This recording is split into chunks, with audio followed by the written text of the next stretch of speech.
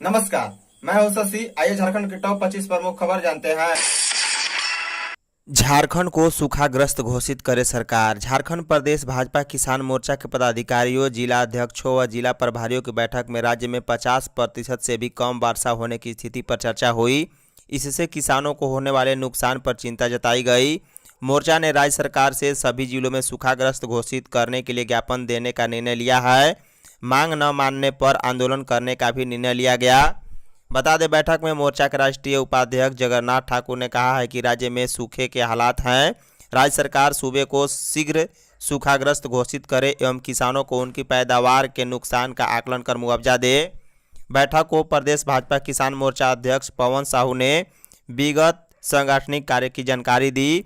उन्होंने राज्य में कम बारिश की स्थिति पर चिंता जताते हुए 21 जुलाई को सभी जिला अधिकारियों को जिले में सूखाग्रस्त घोषित करने के लिए ज्ञापन देने की बात कही। उन्होंने कहा कि सरकार यदि सुखाड़ पर अपनी स्थिति स्पष्ट नहीं करती है तो 25 जुलाई को राज्य को सूखाग्रस्त घोषित करने को लेकर सभी जिला मुख्यालय पर किसान मोर्चा कार्यकर्ताओं द्वारा धरना प्रदर्शन करने की बात कही। उर्दू शब्द जोड़े गए स्कूल के हेडमास्टर के विरुद्ध होगी कार्रवाई। स्कूली शिक्षा एवं साक्षरता विभाग के सचिव राजेश शर्मा ने स्कूलों के नाम में उर्दू शब्द जोड़ने तथा वहां शुक्रवार को अवकाश दिए जाने के मामले में सभी जिला शिक्षा पदाधिकारी और जिला शिक्षा अधीक्षकों को सख्त आदेश दिया है।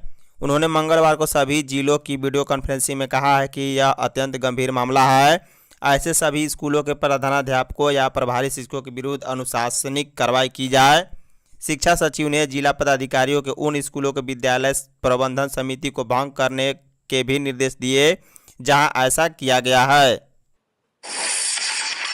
झारखंड में पहली से 7वीं तक के फेल स्टूडेंट भी अगली क्लास में जाएंगे। पहली से 7वीं तक के वैसे छात्र छात्राएं जिन्होंने परीक्षा नहीं दी थी या परीक्षा देने के बाद फेल हो गए थे, उन्हें भी अगली क्लास में प्रोन्नत किया जाएगा।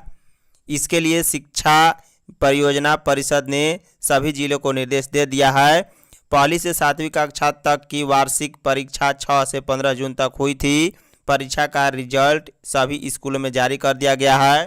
बता दें, कई जिलों ने शिक्षा विभाग से पूछा था कि जो छात्र छात्राएं इस परीक्षा में किन्हीं कारणों से शामिल नहीं हो सके या फिर परीक्षा में फेल कर गए हैं, उनका अगली क्लास में नामांकन लिया जाएगा या नहीं। जेएमएम नेता पंकज मिश्रा गिरफ्तार, 8 जुलाई के बाद हाजिर होना था। ईडी ने मंगलवार को जेएमएम नेता पंकज मिश्रा को पूछताछ के बाद गिरफ्तार कर लिया है। पंकज मिश्रा पर टेंडर मैनेज करने से संबंधित मामले में मनी लॉन्ड्रिंग का आरोप लगा है।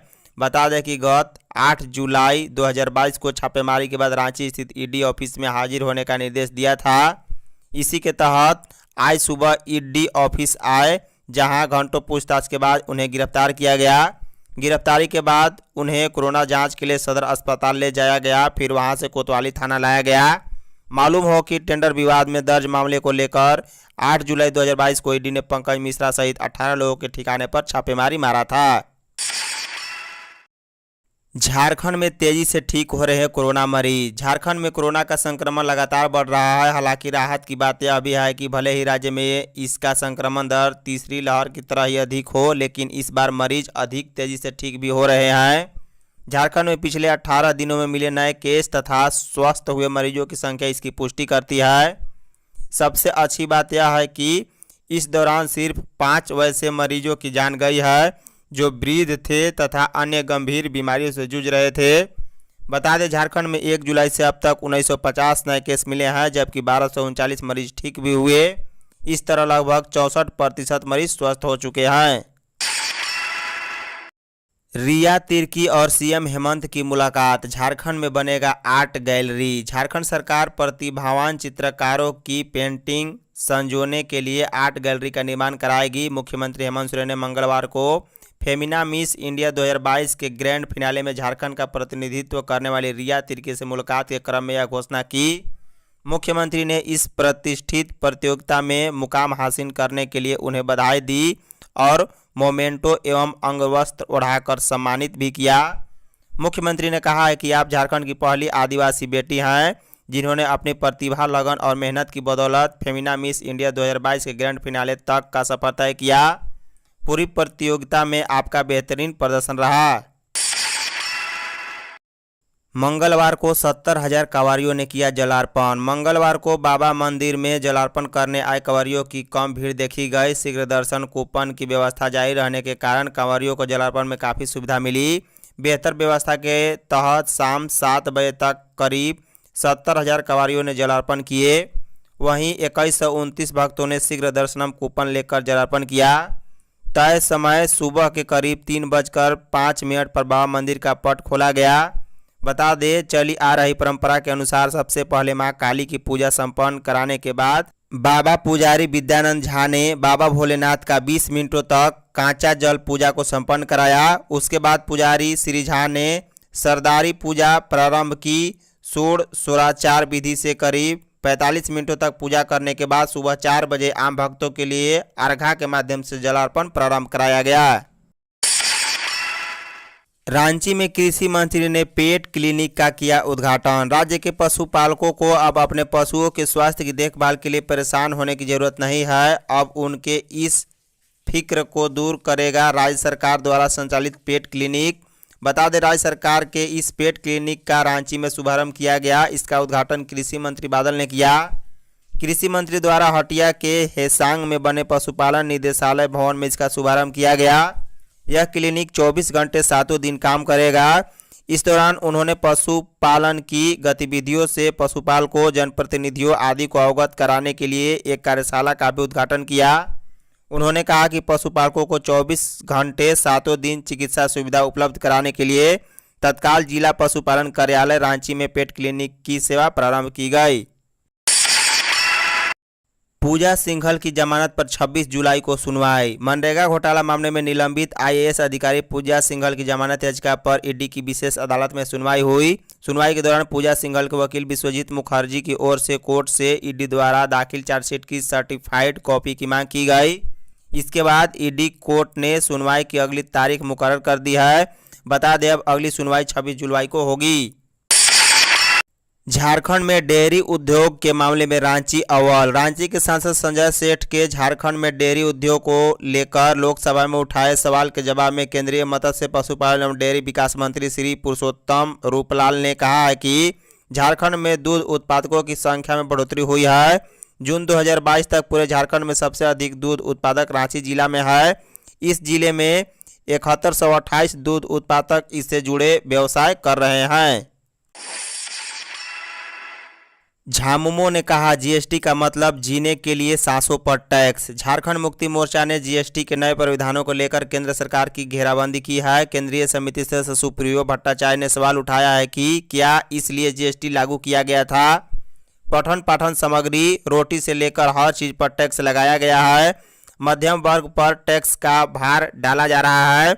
25 किलो तक चावल का पैकेट लेने और 10 किलो के आटा पर टैक्स देना पड़ेगा, लेकिन 50 किलो लेने पर टैक्स नहीं लगेगा।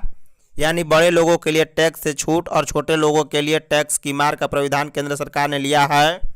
बता दें, 1 लीटर तेल पर टैक्स लगाया गया है, लेकिन 15 लीटर तेल देने पर टैक्स नहीं लगेगा।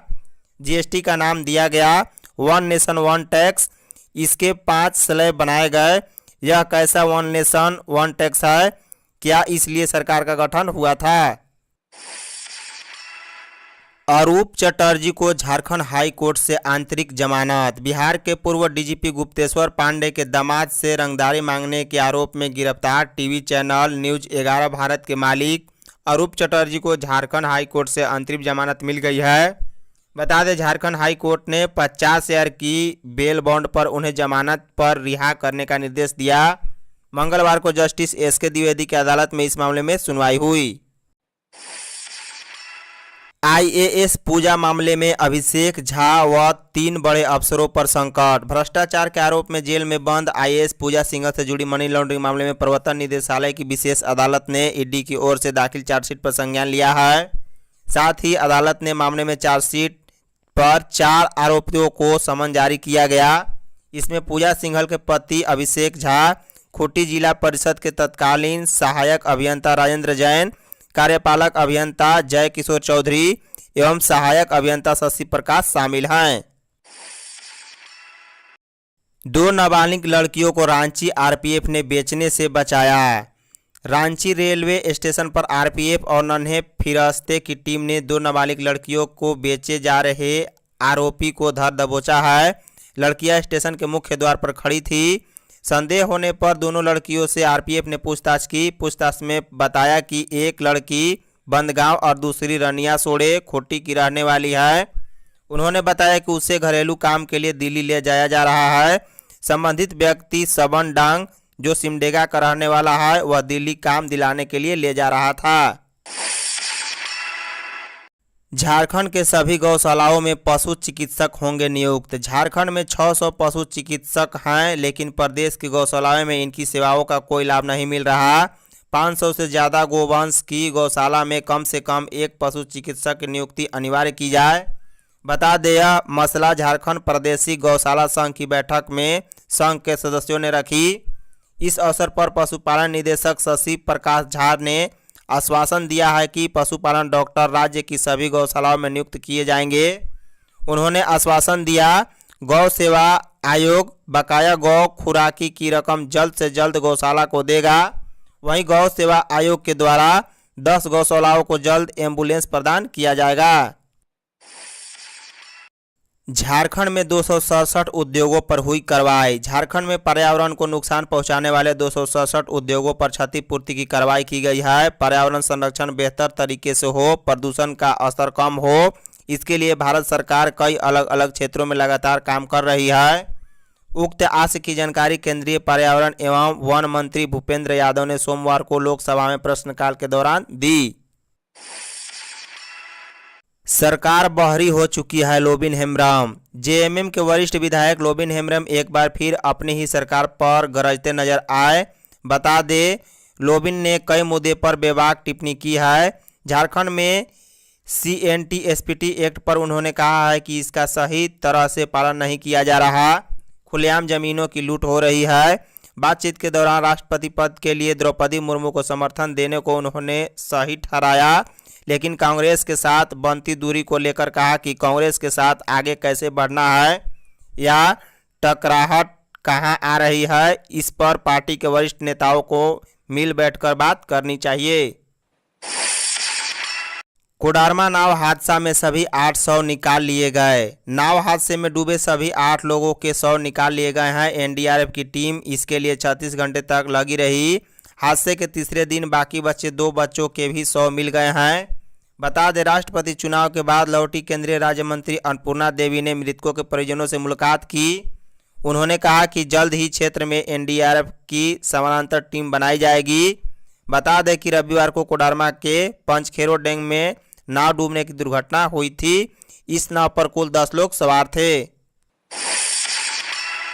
पंकज मिश्रा की गिरफ्तारी पर भाजपा ने दी प्रतिक्रिया। मुख्यमंत्री हेमंत सोरेन की विधायक प्रतिनिधि पंकज मिश्रा की गिरफ्तारी पर भाजपा ने तीखी प्रतिक्रिया दी है। पूर्व मुख्यमंत्री सह भाजपा विधायक दल के नेता बाबूलाल मरांडी ने कहा है कि वह मुख्यमंत्री हेमंत सोरेन को शुरू से आगाह कर रहे थे कि साहेबगंज में बालू पत्थर जमीन की लूट विधायक प्रतिनिधि पंकज मिश्रा के संरक्षण और सहभागिता में चल रही है, पर सभी की मौन स्वीकृति रही। गोड्डा सांसद निशिकांत दुबे ने प्रतिक्रिया देते हुए कहा कि वही हुआ जिसका डर था, पंकज भाग नहीं पाए, आखिर ईडी ने माइनिंग घोटाले में पकड़ लिया। निशिकांत दुबे ने कहा कि लगता है कि अब भ्रष्टाचार का दरवाजा टूटेगा। फर्जी जज बनकर नौकरी दिलाने के नाम पर ठगी करने वाला गिरफ्तार। झारखंड के जगन्नाथपुर थाने की पुलिस ने फर्जी जज व तांत्रिक बनकर दर्जनों लोगों से लाखों की ठगी करने वाले एक ठग को मंगलवार को गिरफ्तार किया। गिरफ्तार ठग अतुल शर्मा मूल रूप से राजस्थान का रहने वाला है। वर्तमान में वह जगन्नाथपुर के लटमा में किराए के मकान में रह रहा था। बताया जा रहा है कि आरोपी अतुल ने रांची हाई कोर्ट में क्लर्क की नौकरी देने के नाम पर दर्जनों से ज़्यादा लोगों को ठगी का शिकार बनाया। पुलिस के अनुसार आरोपी के खिलाफ जगन्नाथपुर थाने में ठगी की शिकायत दर्ज हुई थी। राजधानी के 1008 परिवारों को ई लॉटरी के जरिए आवास आवंटित। राजधानी के धुरवा स्थित आनी में लाइट हाउस प्रोजेक्ट के तहत बन रहे 1008 फ्लैटों का मंगलवार को ई लॉटरी के जरिए आवंटन किया गया। रांची विश्वविद्यालय स्थित स्वर्ण जयंती दीक्षांत मंडप में इस लॉटरी का आयोजन किया गया था।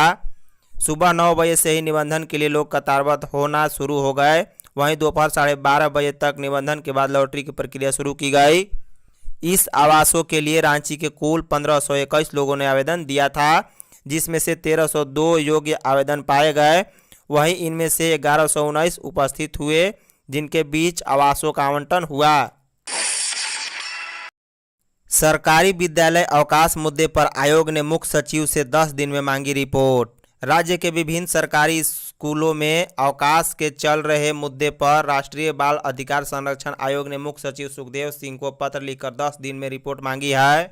आयोग के अध्यक्ष प्रियंक कानूनगो ने मुख्य सचिव से गढ़वा समेत राज्य में कई जगहों के स्कूलों में साप्ताहिक अवकाश रविवार की जगह शुक्रवार करने पर स्थिति स्पष्ट करने को कहा। उन्होंने पत्र में लिखा है कि किस आदेश के तहत यह काम किया जा रहा है। पूरे प्रकरण की जांच कर आयोग को 10 दिन में रिपोर्ट भेजी जाए। ओरमांझी से बोकारो एक्सप्रेसवे का काम जल्द शुरू होगा। ओरमांझी गोला बोकारो एक्सप्रेसवे का काम जल्द शुरू होगा। टेंडर निपटारा के बाद भू अर्जन की प्रक्रिया की जा रही है। भू अर्जन 80% हो जाने के बाद इस पर काम शुरू कराया जाएगा।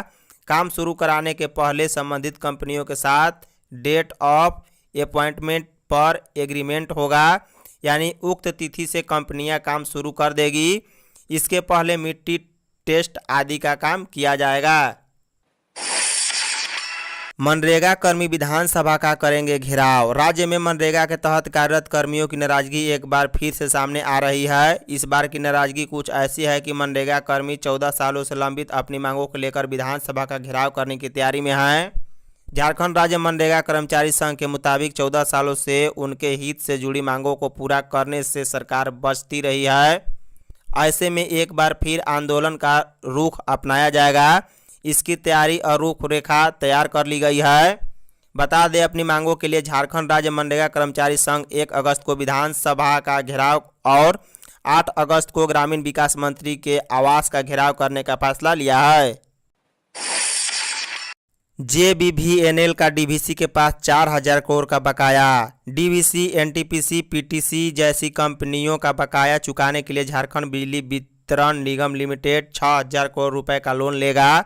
यह लोन भारत सरकार के इलेक्ट्रिसिटी रूल्स 2022 के तहत लिया जाएगा। आपको बता दें कि डीवीसी झारखंड समेत 8 राज्यों को बिजली देता है, लेकिन झारखंड को छोड़कर सभी जिलों के लोग समय पर 100% भुगतान करते हैं। वहीं डीवीसी के चेयरमैन ने बताया है कि राज्य सरकार पर ही कंपनी का 4000 करोड़ रुपए बकाया है।